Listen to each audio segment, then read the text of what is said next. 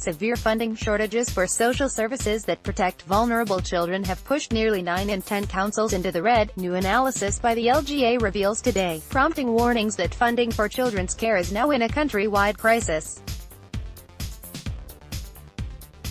New figures show that a total of 133 out of 152 councils, 88%, were forced to spend more money than they had planned on children's social care in the last year, 2017-18.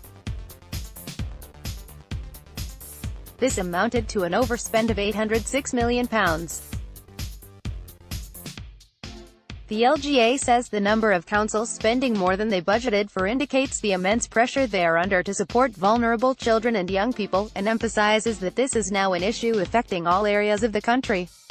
It estimates that children's services already face a £3.1 billion funding gap by 2025 just to maintain the current levels of service, and is calling on the government to announce desperately needed new money into this system.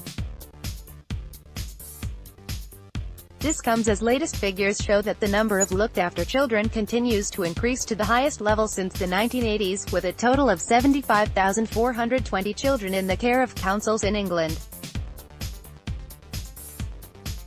The LGA says that the support necessary to keep children safe from immediate risk of harm can be extremely expensive, forcing councils to cut or end vital early intervention services which can help prevent children from entering care in the first place.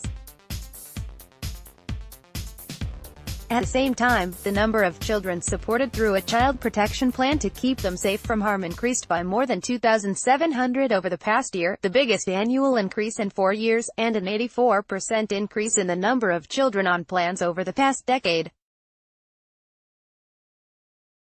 Councils say that the combination of increased demand and cuts in central government funding have left children's services at a tipping point.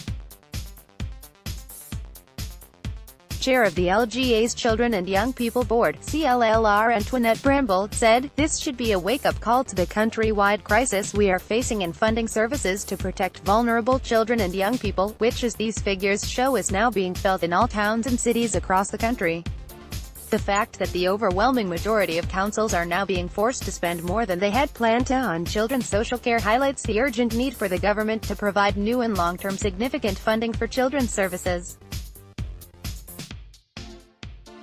While the additional investment announced in the budget was a small step in the right direction and helpful, this will do little to alleviate the immediate and future pressures on services for some of the most vulnerable children and families in nearly all areas of the country.